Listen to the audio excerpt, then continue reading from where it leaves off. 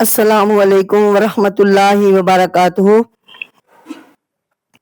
سامعین، میں اللہ تعالیٰ کا نام لے کر اپنا درس شروع کرتی ہوں تاکہ اللہ تعالیٰ کی مدد ہمارے ساتھ ہو جائے اور زندگی کے ہر میدان میں ہم کامیاب ہو جائیں۔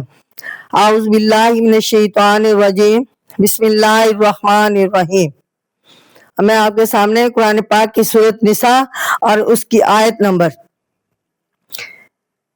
یعنی 1 جس کا ترجمہ بھی تفسیر بیان کروں گی۔ یہ درس میں دوبارہ سے بیان کر رہی ہوں کیونکہ کچھ مصلحت کی بنا پر اس میں غلطیاں ہو گئی تھی، لہذا میرا درس دوبارہ آپ کے سامنے لے کر پیش ہوئی ہوں۔ غور سے سنیے اور معذرت چاہتی ہوں۔ انسان کی پیدائش، یہ اب میں سورۃ نساء کا خلاصہ آپ کے سامنے بیان کر رہی ہوں۔ سورۃ نساء، اس سورت میں خاص طور پر مرد و عورت کے باہمی تعلقات کا بیان ہے۔ اعوذ باللہ من الشیطان الرجیم، بسم اللہ الرحمن الرحیم۔ ربی اشرح لی صدری ویسر لی امری واحلل عقدۃ من لسانی یفقہوا قولی۔ اب میں آپ کے سامنے سورۃ نساء کا خلاصہ پیش کر رہی ہوں، توجہ سے اور غور سے سنیے، جو ہدایت اور حقانیت پر مبنی ہے۔ سورۃ نساء کا خلاصہ ہے کہ اس سورت میں خاص طور پر مرد و عورت کے باہمی تعلقات کا بیان ہے کہ ان کا ایک دوسرے پر کیا حق ہے، رشتہ داروں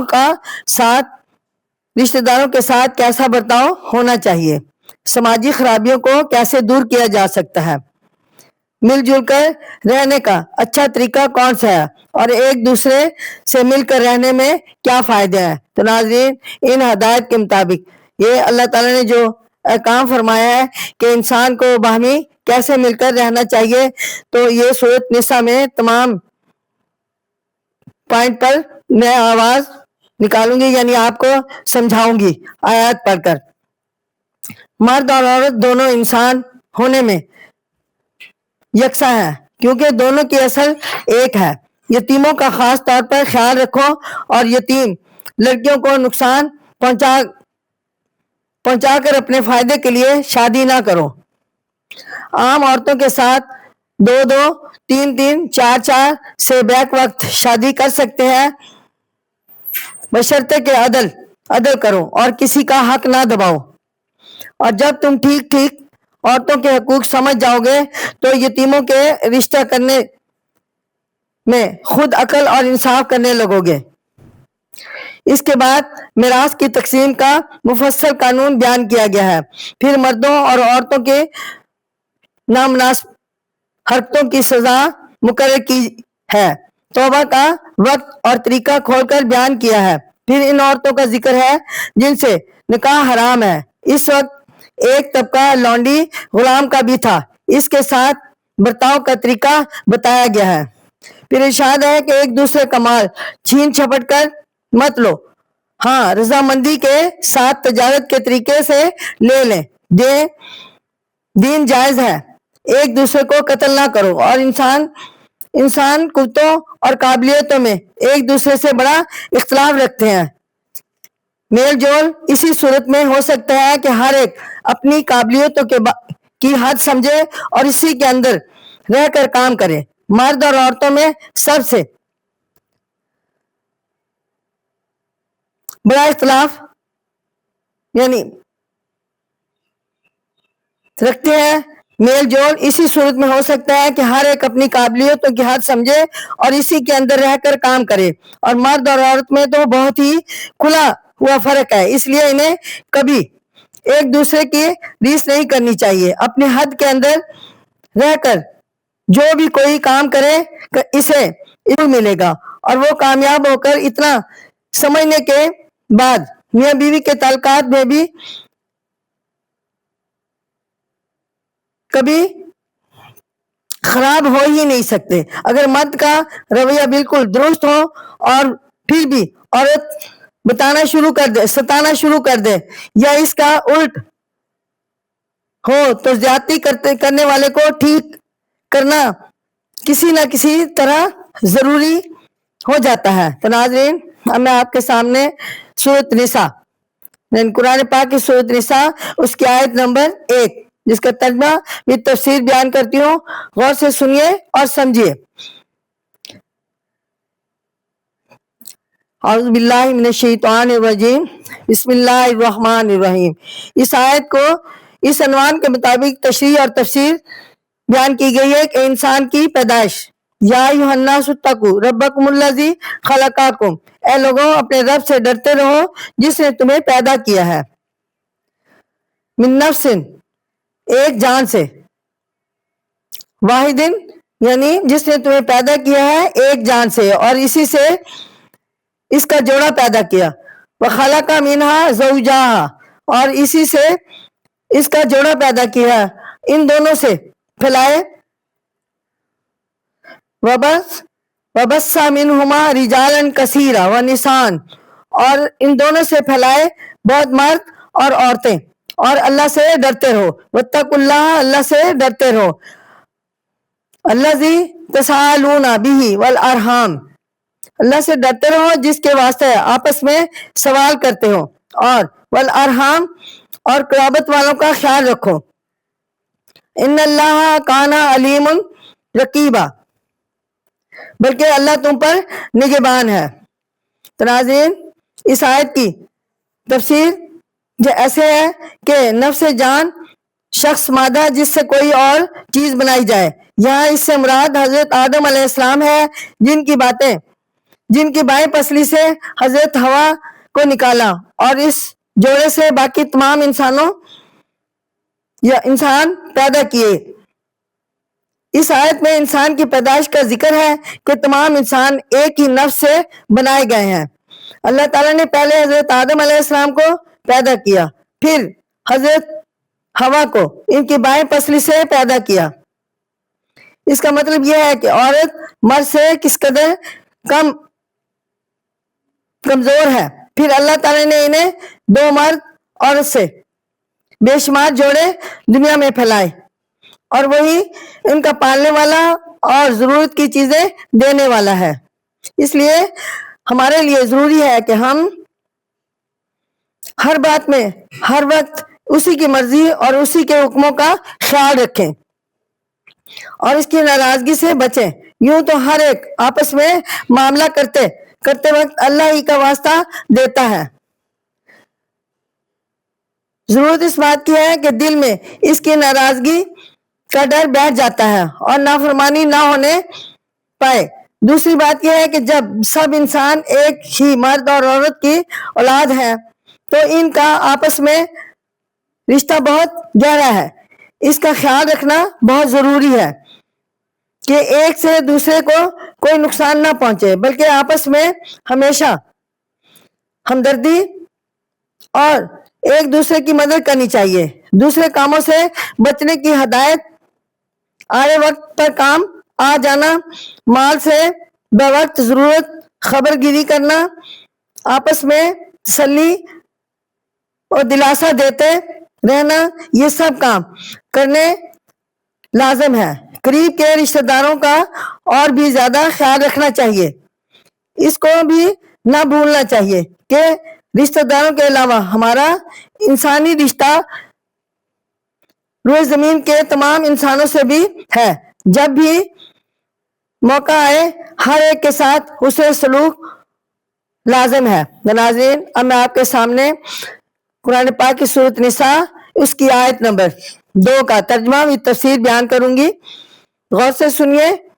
وَآتُوا الْيَتَامَى أَمْوَالَهُمْ وَلَا تَتَبَدَّلُوا، اور یتیموں کو ان کا مال دے دو اور مت بدلا لو، برے مال کو اچھے مال سے، الخبائث ولا تتبدل الخبائث یا خبیثہ، یعنی مت بدلو برے مال کو اچھے مال سے، بالطیبہ، اور ولا تاکلوا اموالہم، اور نہ کھاؤ ان کا مال اپنے مال کے ساتھ، الا اموالکم انہ کان حوبا کبیرا، اور نہ اپنے مال کے ساتھ، بے شک یہ بڑا برا مال ہے، بڑا وبال ہے۔ تو ناظرین اب میں آپ کے سامنے اس صورت کے دوسری آیت میں، یعنی اس صورت کے نام سے ظاہر ہے کہ اس میں خصوصیت سے عورتوں کے مسائل اور ان کے حقوق اور فرائض کا ذکر ہوگا۔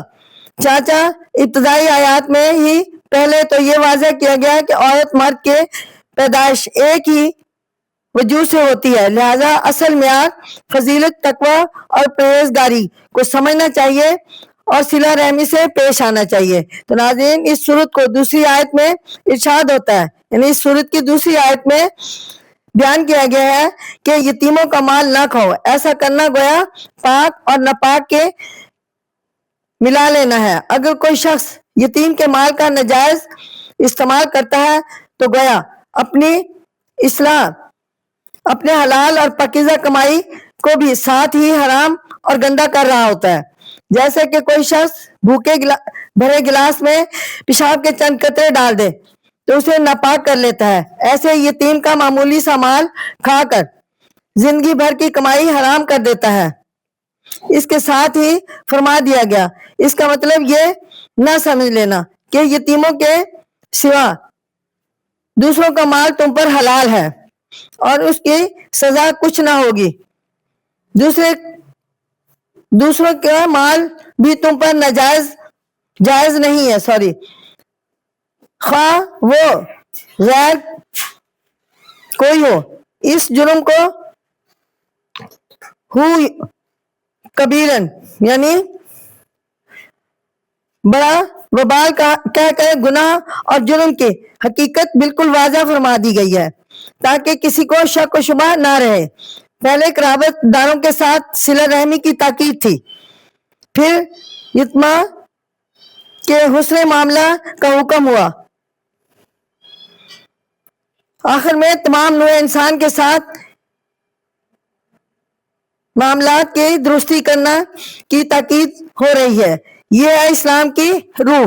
تو ناظرین اب میں آپ کے سامنے قرآن پاک کی سورۃ نساء اس کی آیت نمبر 3 جس کا عنوان دیا گیا ہے تعداد ازدواج، اس کا ترجمہ بھی تفسیر پیش کروں گی، غور سے سنیے۔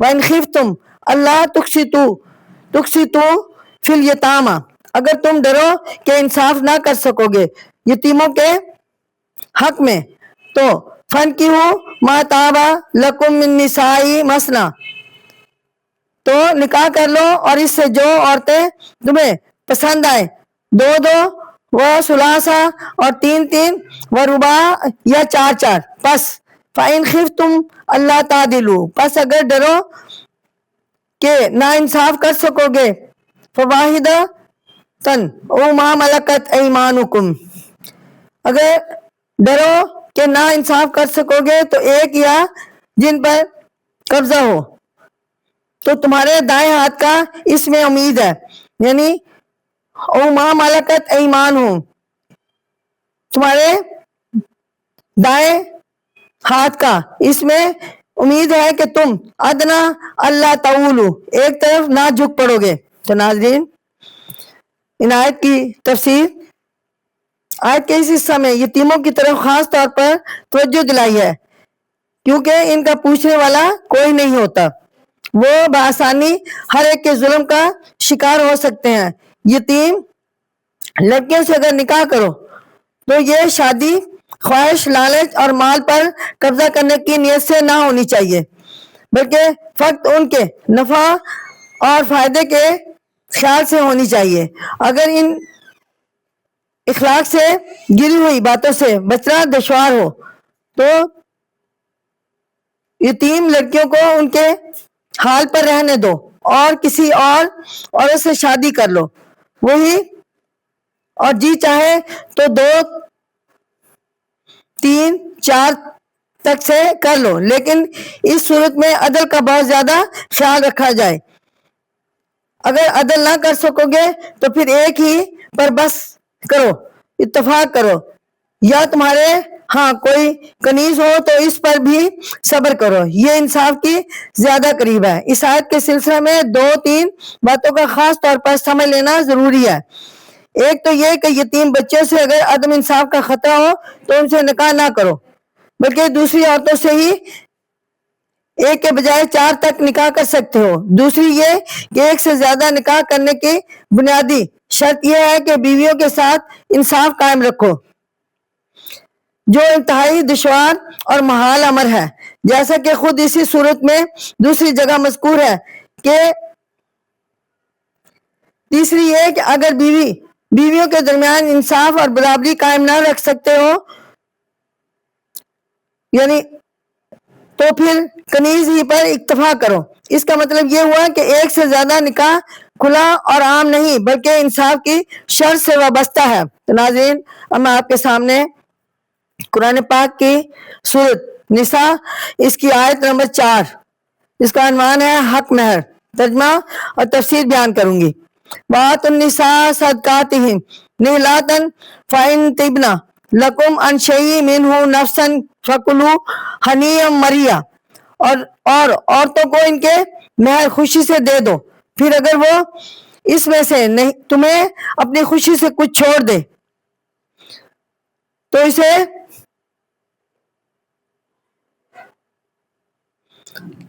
اسے ذوق و شوق سے کھاؤ۔ وَلَا تُؤْتُوا السُّفَهَاءَ أَمْوَالَكُمُ الَّتِي، اور بیویوں اور بیوقوفوں کو مت پکڑو وہ مال جنہیں اللہ نے جعل اللہ لکم قیاما وارزقوہم، جنہیں اللہ نے تمہارے گزران اور سبب بنا دیا ہے، اور انہیں اس میں سے فیہا وکسوہم، اور انہیں اس میں سے کھلاتے اور پہناتے رہو۔ فکسوہم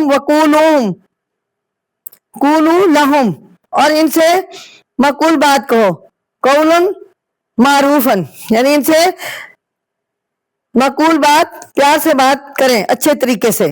تو ناظرین، ان کے مہر یعنی بیویوں کے مہر صداقت کا واحد صدقہ ہے جو خیرات اور زکوٰۃ کے معنی میں بھی استعمال ہوتا ہے۔ یہاں صدقہ سے مراد بیویوں کے حق مہر کے معنی میں آتا ہے۔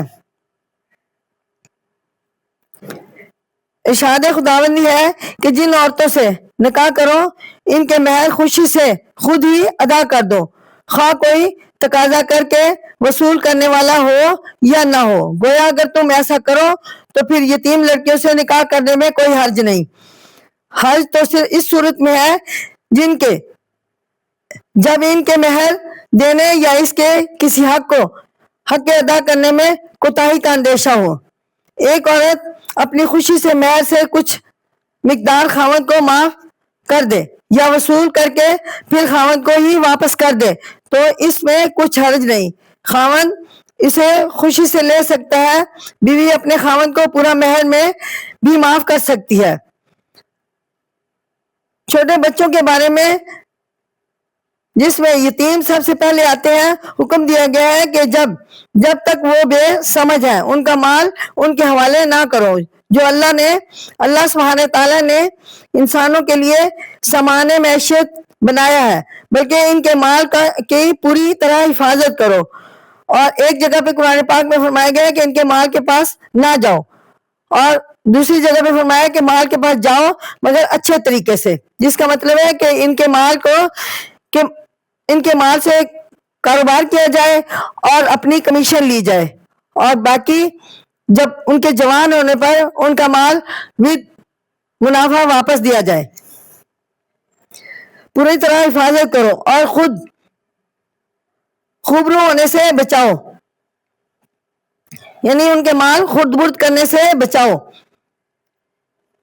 جب تک ان بچوں کو نفع نقصان کی تمیز نہ آ جائے اور وہ اپنا برا بھلا نہ سمجھ سکے، اس وقت تک انہیں اس مال میں سے کھلاؤ، پلاؤ، پہناؤ اور انہیں تسلی دیتے رہو کہ یہ سب مال تمہارا ہی ہے اور ہم صرف تمہاری خیر خواہی کے لیے اس کی حفاظت کرتے ہیں۔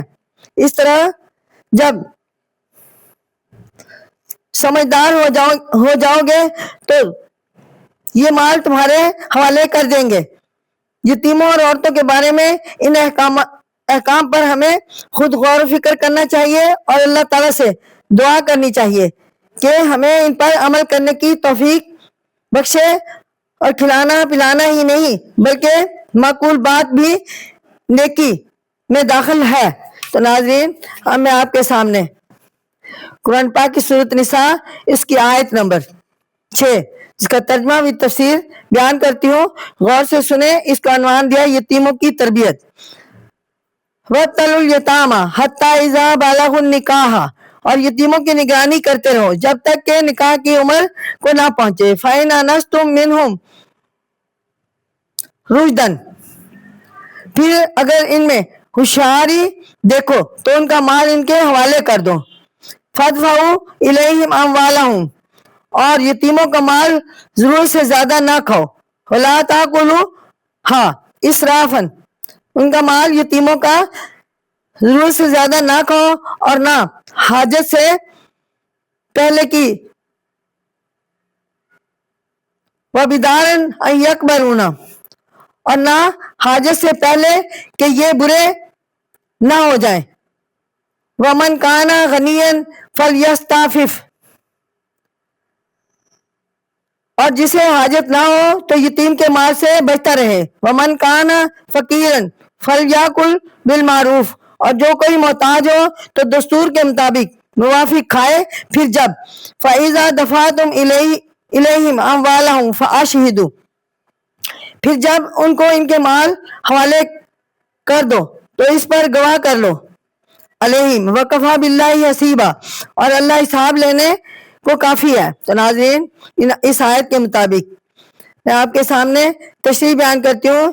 اس آیت میں یہ حکم دیا گیا ہے کہ یتیموں کی پرورش اور تربیت کرتے رہو، اور سن بلوغت تک پہنچنے سے پہلے وقتاً فوقتاً ان کی عقل اور سمجھ آزماتے رہو۔ پھر جب وہ بالغ ہو جائیں اور اپنے نفع نقصان کو سمجھ سکیں تو ان کا مال ان کے حوالے کر دو۔ اگر بالغ ہو کر بھی ان میں اتنی سمجھ پیدا نہ ہو تو امام ابو حنیفہ کا مذہب یہ ہے کہ 25 برس کی عمر تک انتظار کرو۔ اس درمیان میں جب اسے عقل اور سمجھ آ جائے تو مال اس کے حوالے کر دو، ورنہ 25 سال کی عمر کے بعد ہر حال میں اس کا مال اسے دے دو۔ یتیم کا مال ضرورت سے زیادہ صرف کرنا منع ہے، اور اس بات سے ڈر کر کہ یتیم بالغ ہو کر اپنا مال ہم سے لے لے گا، جلدی جلدی خرچ کر کے ختم نہ کر ڈالو۔ ولی کو چاہیے کہ یتیم کا مال اپنے خرچ میں نہ لائے، اور اگر یتیم کی پرورش کرنے والا خود محتاج ہو تو اپنے خدمت کے مطابق یتیم کے مال سے کچھ لے سکتا ہے۔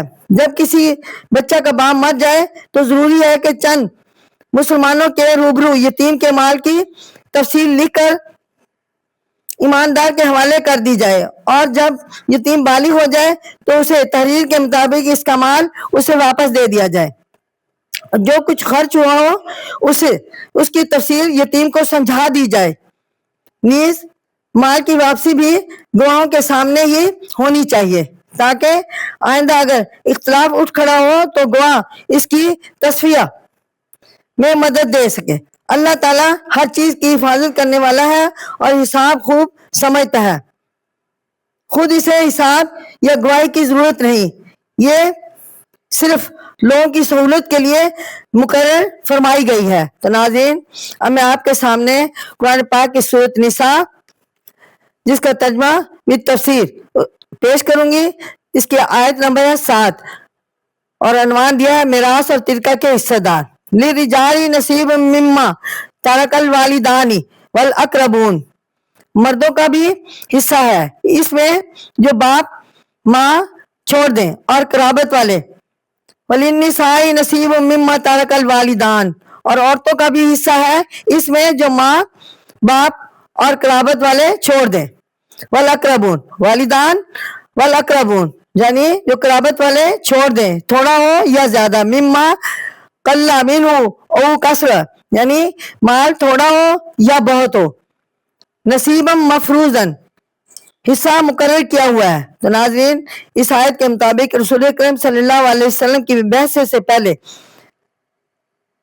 یہ روایت تھا کہ بیٹیاں خود خواہ چھوٹی ہو یا بڑی میراث میں سے حصہ نہیں لے سکتی تھی، اور نابالغ بیٹوں کو بھی میراث نہیں ملتی تھی۔ صرف وہی بیٹے جو بڑے ہوتے تھے اور دشمنوں کے ساتھ لڑنے کے کام آتے تھے ان کو حصہ دیا جاتا تھا، وارث سمجھے جاتے تھے۔ اسی وجہ سے یتیم بچوں کو میراث سے کچھ حصہ نہ ملتا تھا۔ یہ آیت ان لوگوں کے بارے میں نازل ہوئی اور ارشاد ہوا کہ والدین اور دوسرے رشتہ داروں کے ترکہ میں بیٹوں کو خواہ وہ بچے ہوں یا جوان حصہ ملے گا، اور بیٹیوں کو بھی خواہ بالغ ہو یا نابالغ حصہ دیا جائے گا۔ اس آیت سے جاہلیت کی رسم کا خاتمہ کیا ہے اور یتیموں کے حقوق کی حفاظت کر کے ان کی حق تلفی کو روک دیا گیا۔ ترکہ میں مختلف حصہ داروں کے حقوق کی تعین کی تفصیل بیان کی گئی کہ اسلام کا قانون وارث دنیا کے اندر ایک مثالی حیثیت رکھتا ہے۔ دنیا کے اکثر ممالک میں ورثے اور ترکے کے حقدار لڑکے سمجھے جاتے ہیں، لڑکیوں کا کوئی حصہ نہیں دیا جاتا۔ بعض لوگ لڑکوں میں بھی صرف بڑے اور بالغ کو وارث، جانشین اور حقدار تصور کرتے ہیں۔ اسلام نے عدل و انصاف کا کامل نمونہ پیش کرتے ہوئے لڑکوں کی طرح لڑکیوں کو بھی اور دوسرے وارث مردوں کی طرح عورتوں کو بھی جائز حصہ دار قرار دیا ہے۔ عدل مساوات کے اس دور میں غیر مسلم بھی اسلام کے اس قانون کو ماننے پر مجبور ہو رہے ہیں۔ تو ناظرین، اب میں آپ کے سامنے تقسیم اور میراث یعنی سورۃ نساء اس عنوان کے تحت آیت اور اس کی تفسیر بیان کرتی ہوں۔ وَإِذَا حَضَرَ الْقِسْمَةَ أُولُو الْقُرْبَى یعنی جب حاضر موجود ہو تقسیم کے وقت رشتہ دار، وَالْيَتَامَى اور یتیم، وَالْمَسَاکِین اور محتاج، تو انہیں اس میں سے کچھ دے دیں۔ فَارْزُقُوهُم مِّنْهُ وَقُولُوا لَهُمْ قَوْلًا مَّعْرُوفًا یعنی ان کو کچھ دے دیں اور انہیں معقول بات کہیں۔ تو ناظرین، اس آیت کی تفسیر روایت کے مطابق سورت کے شروع میں فرمایا کہ تمام رشتہ دار اور عزیز و وقارب کے ساتھ اسے سلوک سے پیش آؤ، نیز یتیموں اور مسکینوں کے ساتھ بھی رعایت کرو، اس لیے ان لوگوں کو کچھ نہ کچھ ضرور دینا چاہیے، اور اگر کسی وجہ سے ان کا کوئی حصہ نہ ہو تو کم از کم اسے سلوک سے ضرور پیش آنا چاہیے۔ تو ناظرین، اسلام نے تالیف و قلوب کی طرف بار بار توجہ دلائی ہے۔ یہاں تو اعزاز و قربا کے ساتھ یتیموں اور مساکین کا ذکر، دوسرے موقع پر مہمان، مسافر اور ہمسایوں کے حقوق کی بھی تاکید کی گئی ہے۔ جب انسان کچھ دینے کے قابل نہ ہو یا حالات نے اسے ہاتھ روکنے پر مجبور کر دیا ہو تو اس صورت میں بات میں نرمی اور گفتگو معقولیت اختیار کرنے کا بھی حکم آیا ہے۔ ناظرین، اب میں آپ کے سامنے قرآن پاک کی سورۃ نساء اس کی آیت نمبر 9 اور 10 ترجمہ بھی تفسیر بیان کروں گی، غور سے سنیے اور توجہ فرمائے۔ اس کو عنوان دیا ہے یتیم کو اپنی اولاد پر قیاس کریں۔ وَلْيَخْشَ الَّذِينَ لَوْ تَرَكُوا مِنْ خَلْفِهِمْ اور چاہیے کہ وہ لوگ ڈریں کہ اگر اپنے پیچھے کمزور اولاد چھوڑی ہے، ذُرِّيَّةً ضَعَافًا یعنی کمزور اولاد چھوڑی ہے، خَافُوا عَلَيْهِمْ تو ان پر اندیشہ کریں، چاہے اللہ سے ڈریں، یعنی فَلْيَتَّقُوا اللَّهَ اللہ سے ڈریں، وَلْيَقُولُوا قَوْلًا سَدِيدًا اور سیدھی بات کہیں۔ ان الذین یاکلون اموال الیتامی ان الذین جو لوگ یتیموں کا مال ناحق کھاتے ہیں، یاکلون اموال الیتیمہ یتیموں کا مال ناحق کھاتے ہیں، ظلمًا انما یاکلون وہ لوگ اپنے پیٹوں میں آگ بھرتے ہیں، فی بطونہم نارن آگ بھرتے ہیں اور عنقریب آگ میں داخل ہوں گے، وَسَيَصْلَوْنَ سَعِیرًا۔ تو ناظرین، ان آیت کی تفسیر کچھ ایسے ہے کہ جس طرح تم میں سے ہر شخص اس بات سے ڈرتا ہے کہ مرنے کے بعد کہیں اس کی اولاد کے ساتھ سختی اور برائی سے معاملہ نہ کیا جائے، ایسے ہی تمہیں دوسروں کے یتیم اولاد کے ساتھ سختی برتنے سے پرہیز کرنا چاہیے۔ جس طرح تم چاہتے ہو کہ تمہارے مرنے کے بعد تمہاری اولاد کے ساتھ لوگ شفقت سے، مہربانی سے پیش آئیں، اسی طرح تم یتیموں کے ساتھ حسن سلوک اور مہربانی اور شفقت سے پیش آؤ۔ ایسا کرو گے تو تمہیں اپنی اولاد کے بارے میں اطمینان رہے گا، اور واقعی دوسرے لوگ تمہارے بچوں کے ساتھ اسی طرح نرمی اور خوش اخلاقی سے پیش آئیں گے۔ تمہیں چاہیے کہ اللہ سے ڈرو، یتیم سے سیدھی اور اچھی بات کرو جس سے ان کا دل نہ ٹوٹے اور ان کا نقصان نہ ہو بلکہ ان کی اصلاح ہو۔ گزشتہ آیات میں بھی کئی بار بتایا گیا ہے کہ یتیموں کے مال کو خرچ کرنے کے سلسلے میں احتیاط سے کام لینا چاہیے، کیونکہ اس کے مال میں خیانت کرنا بہت بڑا گناہ ہے۔ اب یہاں یتیم کے مال میں خیانت کرنے پر بڑی سخت سزا سنائی گئی ہے کہ جو شخص یتیم کا مال ناحق کھاتا ہے وہ اپنے پیٹ میں جہنم کی آگ بھرتا ہے۔ یعنی یتیم کا مال کھانے کا انجام یہ ہوگا کہ اسے دوزخ میں جھونکا جائے گا۔ یتیم کی بے کسی اور مجبوری کی کوئی انتہا نہیں، وہ دوسروں کا محتاج ہوتا ہے، دوسروں کا سہارا ڈھونڈتا ہے۔ اگر اسے اس نازک حالات میں کوئی دیانتدار اور مہربان سرپرست نہ ملے تو اس کا بے راہ روی اور تباہ یعنی اس کا بے راہ رو اور تباہ ہو جاتا ہے، ہو جانا کچھ بعید نہیں۔ اس لیے اللہ تعالیٰ نے فرمایا کہ یتیم کے ساتھ ایمانداری برتو اور مہربانی سے پیش آؤ۔ جو شخص اس بے کس مخلوق کا مال ناحق کھائے گا اسے بہت بری سزا ملے گی۔ تو ناظرین، اب میرا درس کمپلیٹ ہوا۔ آئندہ درس تک کے لیے میں اجازت چاہوں گی۔ اللہ تعالیٰ آئندہ مجھے ہدایت سے اور حقانیت سے بھرپور درس آپ کے سامنے پیش کرنے کی توفیق عطا فرمائے اور آپ کو ہدایت حاصل کرنے کی توفیق عطا فرمائے۔ مجھے اللہ تعالیٰ آپ کے سامنے اپنا درس پیش کرنے اور سنانے کی توفیق عطا فرمائے، آپ کو سننے کی اور ہدایت حاصل کرنے کی توفیق عطا فرمائے۔ اجازت، السلام علیکم ورحمۃ اللہ وبرکاتہ۔ آئندہ درس تک کے لیے انتظار فرمائے۔ آمین ثم آمین۔